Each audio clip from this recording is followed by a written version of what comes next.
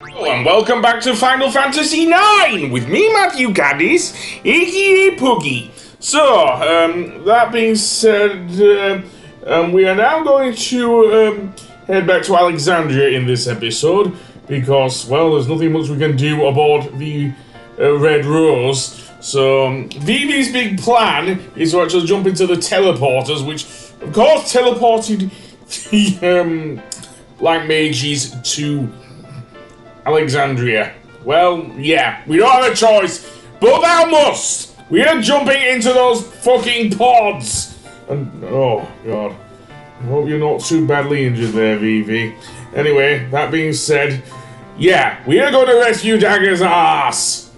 And, about time too. Been, way too much of that anyway. Meanwhile, back at the castle, we return to both Steiner and Marcus, who are still trapped inside a giant bird cage. Literally, it's hanging from the ceiling, it looks like a bird cage. So yeah, so basically the plan is to move the cage towards the center of gravity. So yeah, so when it goes one way, you push the direction in that way. So yeah, and it's nice to hear Steiner's theme again. Yes, I do love this as well.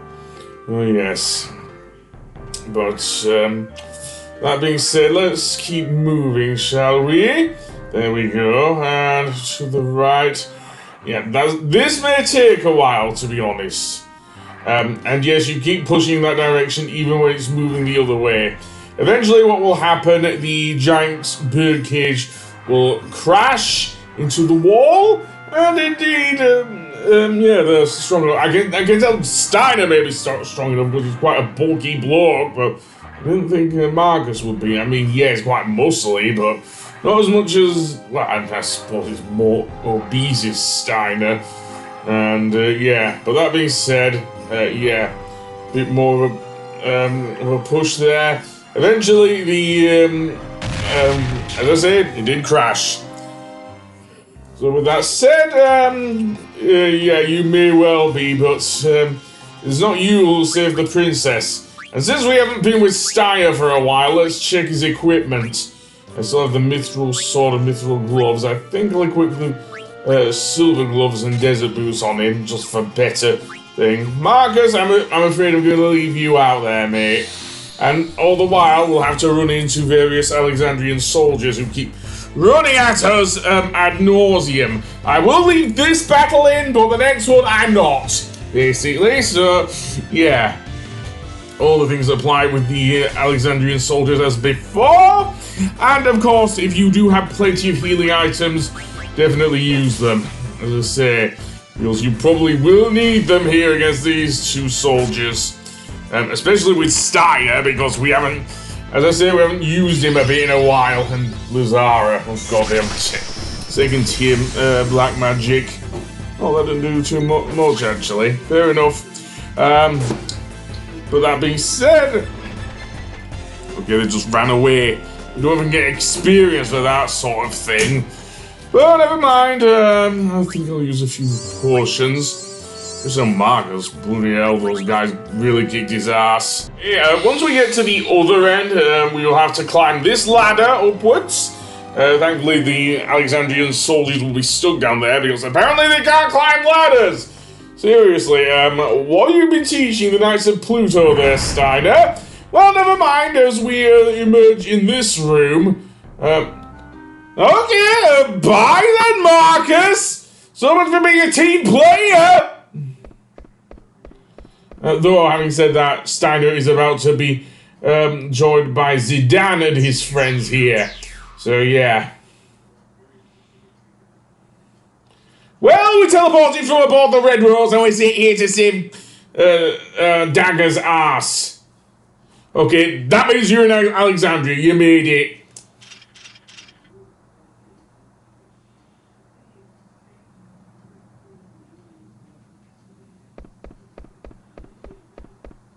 Are you Amy Rose now, Steiner? Seriously?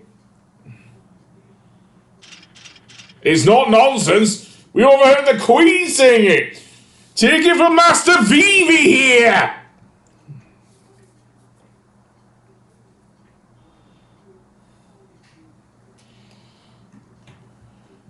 It is really true.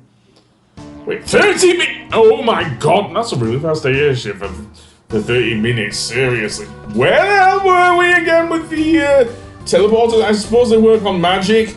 Meanwhile, we run into Marcus here, so he really is a team player, thank goodness. Okay, thanks there, Marcus. He's gonna go save the big bro. Of course.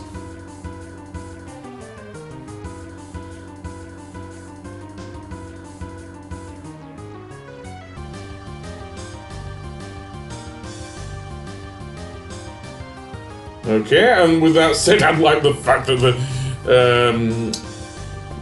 two Alexandrian soldiers are just seething there. Although, that being said, we still have to deal with those Alexandrian soldiers as we head towards the thing there. Though being maybe not so master thief, but certainly a decent thief, Zidane is able to outrun them here. And where we want to head to, believe it or not, is not out here, it seems, because that's the stands there. And apparently they're still getting to a fight here. And yeah, the clock still counts down even in these fights. What can you do? And it's more Alexandrian soldiers, so you know the drill here. Funny thing, you actually still see one of the Pluto Knights just pretty much naked there. It's like, I'm surprised Steiner hasn't reprimanded him yet. But never mind, maybe we'll wait a while. Anyway, that being said, let's go into this room. This is where the Dagger is being held. Now, note that glowing stone there on the left. That will actually open the fireplace and allow us to go into the dungeon to rescue Dagger. And we'll do that indeed very quickly. Now here we have this mechanical device, and what I want to do, should I say, is wait until we get Zidane over to those two treasure chests on the left-hand side. Because if you wait patiently, it will. Oh, just move there and then go over that way. That works too. Anyway, that being said, let's see what's in the treasure chest. A tent, very good. And an ice brand, which is a very good weapon for, of course, for... I can't even think, for Steiner! There we go. And also, I guess Marcus wants you... And Blank, because he's about to say Blank, of course. So let's go down here, and we'll eventually run into a trio of black mages before we get to Zorn and Thorn, I think. Let's see if I'm right. So we'll go down here. Okay, no, that might be later, actually. Well, anyway, go down here and we'll eventually head down to the dungeon where Dagger is. And we'll also see the two annoying Jesters extracting the Eidolons out of Dagger. Namely, the summons or GFs or whatnot. So, in we go, and yeah, there's some weird music being played here. But, that being said, let's face Zorn and Thorn in battle. Well, we're here to kick your asses, that's what, you stupid Jesters. Well, anyway, that being said, the thing about Zorn and Thorn is that even though they are pretty much Jesters, they are also quite adept at using magic, because one of the other Jesters can imbue the other one with very powerful magic. So what you want to do, basically, with these two, is if Zorn and vice versa gives Thorn the magic, you attack them physically. Yes, that is the way to do things. Also use Rice's Wind here with Freya. Unfortunately, I'm not stealing anything from these two. Rice's Wind, go for it there, Freya. And still the best secondary spell than just Zara, seriously.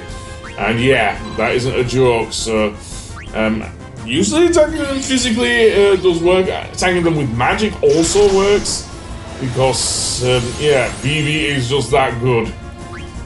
Well, I don't need to tell me that Vivi is good at using black magic. Meteor. Yeah, you're using a spell that's used by behemoths there, you know that? Seriously. But never mind that, I'm going to try and do that. Oh, Never mind. I managed to get it off anyway. And meteorite. Let's see how much damage it does. A bit more damage to Vivi there than anyone else. Flare. Oh god. If this is anything like the thing, then no, I don't want. Especially meteorite didn't do that much damage, seemingly. Especially since you've seen my Final Fantasy VIII Let's Play when I've used it against various monsters and everything, including Ultimate. Well, no, it was Ultimate Weapon who used it against me, actually. I think. But never mind. High potion on the thing there, on Vivi there. Seriously. Okay, I'll get another Rice's wind going. Yeah, we need regen on all our parties, seriously. But that being said, yeah, nothing much. No.